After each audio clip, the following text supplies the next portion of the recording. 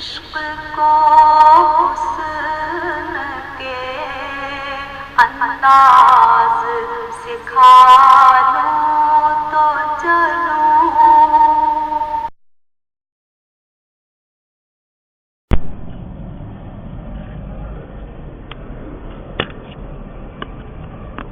وَأَمَّا لَقَبًا،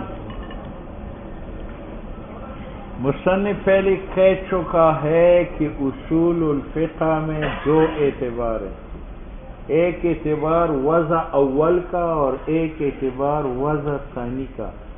وضع اول کے اعتبار سے یہ کیا واقع ہے؟ مضاف. اور وضع ثانی کی لحاظ سے یہ کیا واقع ہے؟ لقب و علم. جیسے عبداللہ وضع اول میں مضاف ہے اور اللہ مضاف الیہ، لیکن وضع ثانی میں جب آپ کا بیٹھا ہوا تو اس میں معنی اضافی مراد ہے یا اس تشخص کا یہ نام ہے؟ ٹھیک ہے. تو اصول الفقہ عبداللہ کی طرح ہے.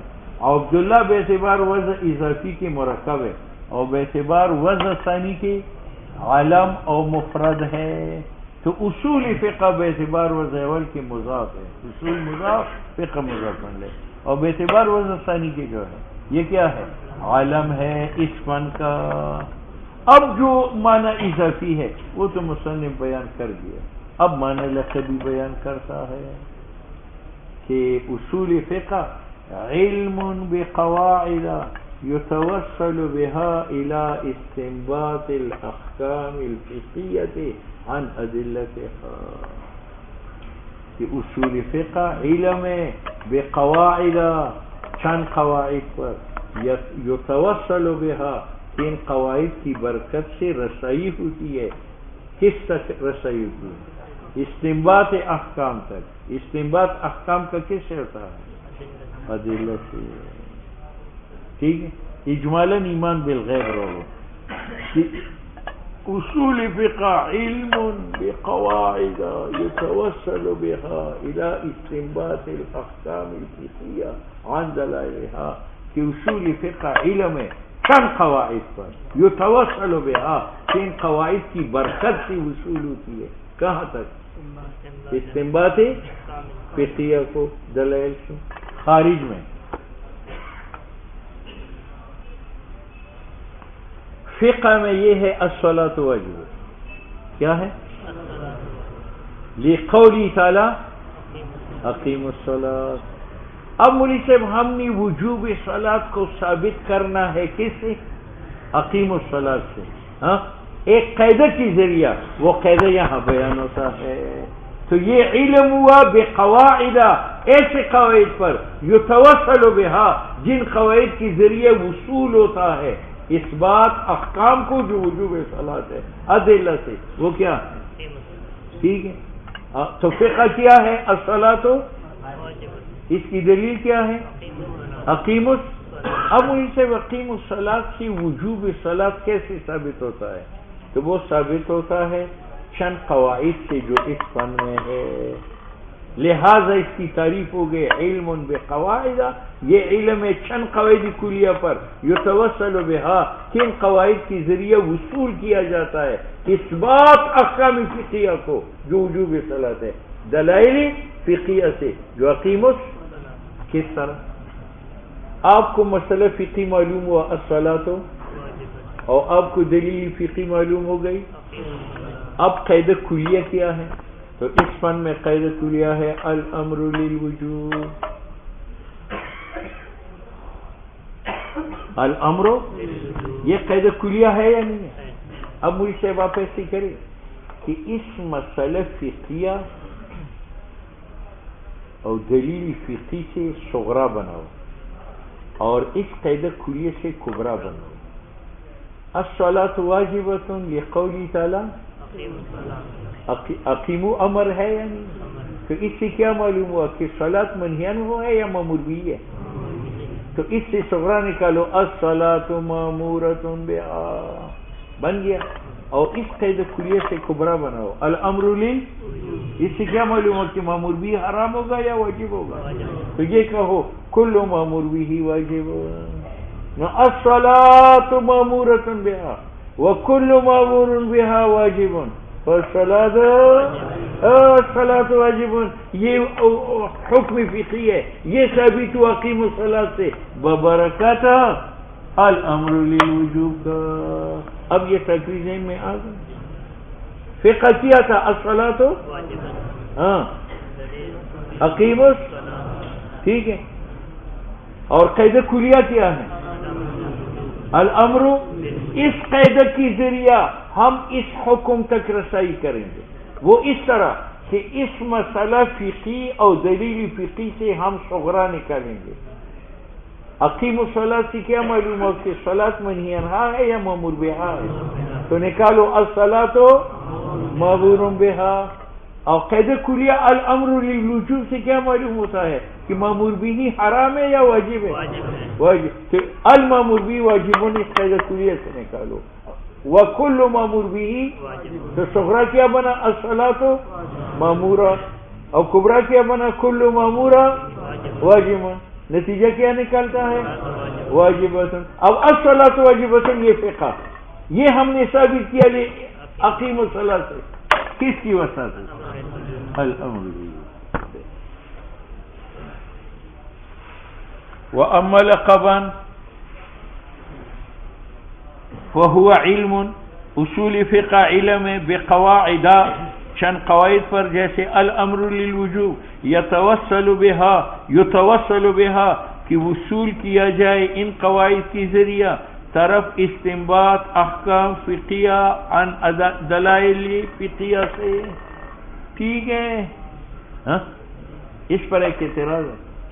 اعتراض ہے کہ آپ نے اس تعریف میں یہ بتایا کہ یہ علم موصل ہے احکام فقہیہ.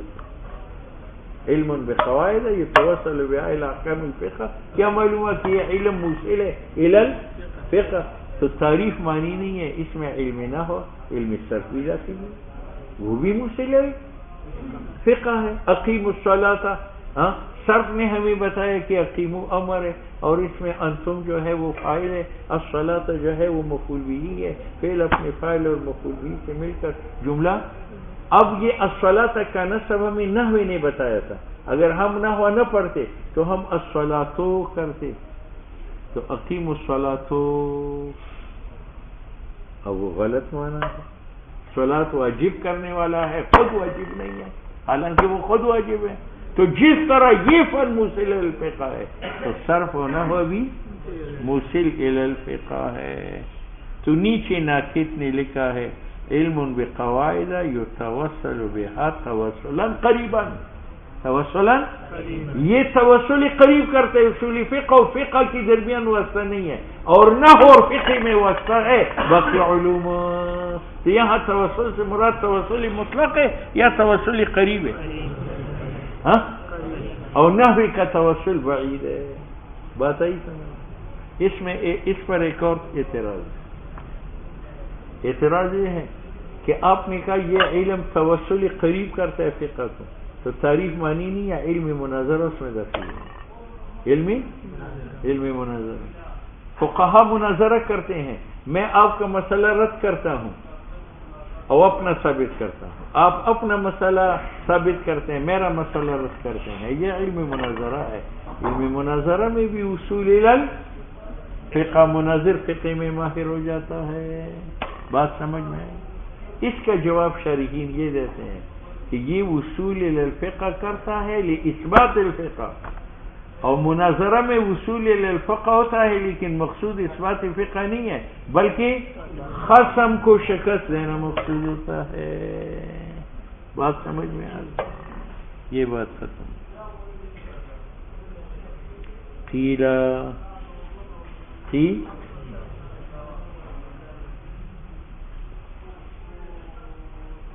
یہ بات ذرا سمجھ.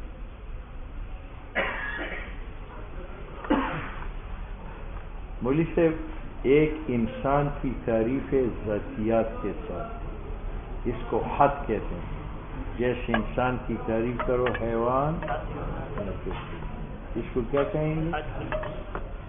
اور ایک شے کی تعریف ہے عوارض کے ساتھ. جیسے انسان کی تعریف کرے کاتبون اور ضاحکون کے ساتھ، اس کو کیا کہتے ہیں؟ رسم. ٹھیک ہے. جو حقیقت موجود ہے اس کا حد بھی جائز ہے اور اس کا رسم بھی جائز ہے. جیسے انسان حقیقت موجود ہے تو اس کا حد بھی ہو سکتا ہے حیوان و ناطقون، اور اس کا رسم بھی ہو سکتا ہے ضاحکون کاتبون. اور جو حقائق موجود نہیں ہے تو ان کا حد نہیں ہے، ان کا کیا ہوتا ہے؟ رسم. ٹھیک ہے. اب مجھے صاحب ہم نے جو یہاں تعریف کی علم بقواعد یتوسل بها الى استنباط الاحکام الفقہیۃ عن دلائلها، تو یہ اصول فقہ کے لیے حد ہے یا رسم ہے؟ تو صاحب قیل نے کہا ہے کہ یہ رسم، اور دلیل میں یہ پیش کیا ہے کہ حد اس لیے نہیں ہے کہ حد ان حقائق کا بیان کیا جاتا ہے جو موجود ہے، اور اصول فقہ موجود نہیں ہے. یہ تو ہم نے چند قواعد میں لائے، الامر للوجوب والنفی للتحریم. ان قواعد کو ملا کر ہم نے نام رکھا ہے. تو یہ تو ایک اعتباری مجموعہ ہے، اور اعتباری مجموعہ موجود نہیں ہے تو یہ بھی موجود نہیں. جب موجود نہیں تو اس کی جو تعریف ہوگی وہ حد ہوگی یا رسم ہوگی؟ رسم. ایک دلیل. دوسری دلیل یہ کہ یہ علم بقواعد حد اس لیے نہیں ہے کہ اصول فقہ علم مدون ہے. کیا ہے؟ اور علم مدون کی ذاتیات مسائل کیا ہوتے ہیں؟ تو اس کی ذاتیات کیا ہے؟ مسائل. الامر للوجوب والنہی للتحریم. اب یہ ان کی ذاتیات، ان کی. اب اگر ہم علم بقواعد کو حد بنا لیں، کیا بنا لیں؟ اور حد تو ذاتیات کے ساتھ ہوتی ہے تو ان کی یہ ذاتیات ہوں گی، اور اس کے علاوہ مسائل بھی اس کی ذاتیات ہیں. تو ایک فن کے لیے ذاتیات متعدد ہوں گے، اور ایک شے کے لیے ذاتیات متعدد ہوتے ہیں یا ایک قسم کے ہوتے ہیں. یہ تو نہیں ہو سکتا کہ انسان کی ذاتیات حیوان ناطق بھی ہے اور انسان کی ذاتیات جو ہے وہ جسم ناطق بھی ہے. اگر وہ ہے تو یہ نہیں ہے، اگر یہ ہے تو وہ نہیں ہے. حاصل یہ ہے کہ ہم نے علم بقواعد کے ساتھ جو تعریف کی ہے اصول فقہ کا، یہ اس کے لیے حد ہے یا اس کے لیے رسم؟ رسم ہے. اور کیوں رسم ہے؟ اس لیے کہ اصول فقہ علم مدون ہے، اور ہر علم مدون کی ذاتیات کون ہوتے ہیں؟ مسائل. تو اصول فقہ کی ذاتیات تو معلوم ہو گئی، وہ کیا؟ مسائل. اب اگر ہم علم بقواعد کو حد کہے تو حد تو بھی ذاتیات ہے، تو یہ بھی ذاتیات ہو گئے، مسائل بھی ذاتیات ہو گئے. تو ایک فن کے لیے ذاتیات کیا ہو گئے؟ متعدد. قیل کہا گیا ہے کہ حقائق العلوم ذاتیات علوم مدونہ کے مسائلها المخصوصہ مسائل مخصوصہ ہے، او ادراکاتها یا مسائل کی تصدیقات ہے. نفل مفہومات الکلیہ، ہم نے جو مفہوم کلی ذکر کے علم بقواعد الی آخرہ جو ذکر ہو گئے مقدمات میں لاجل البصیرت رسم. یہ کیا ہے؟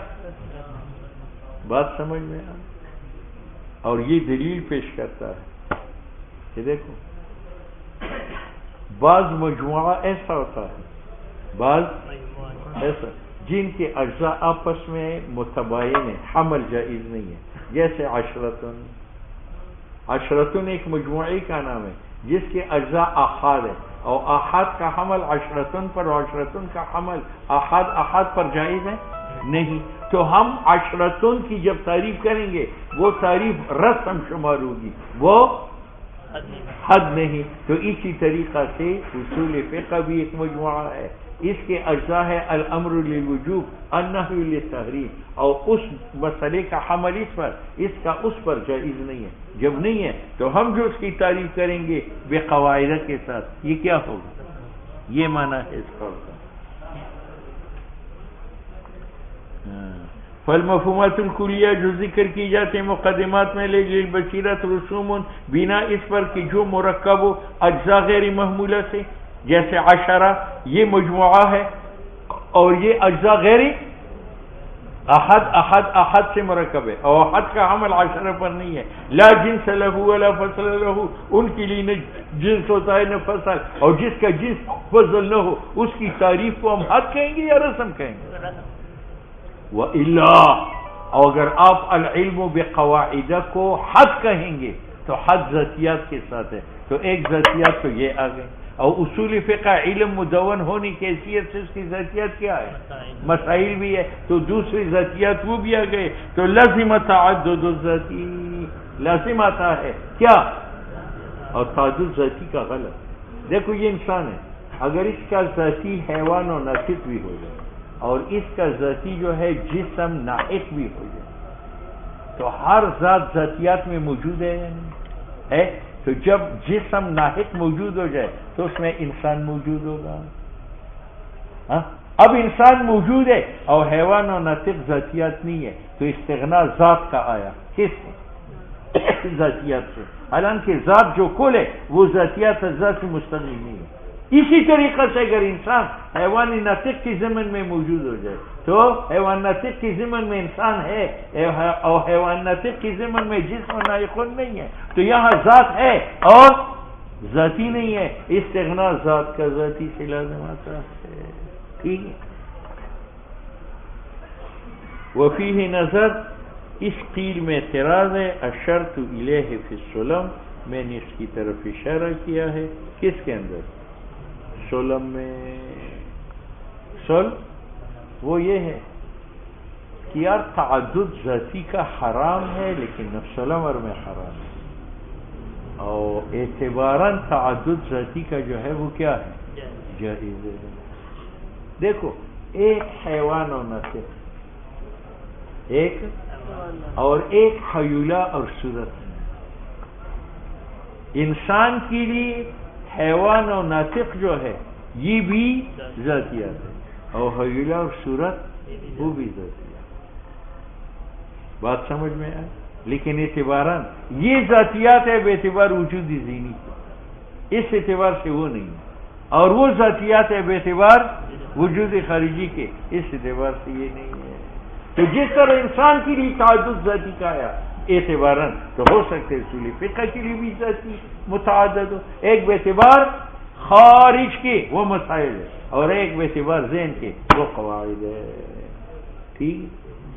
نعم.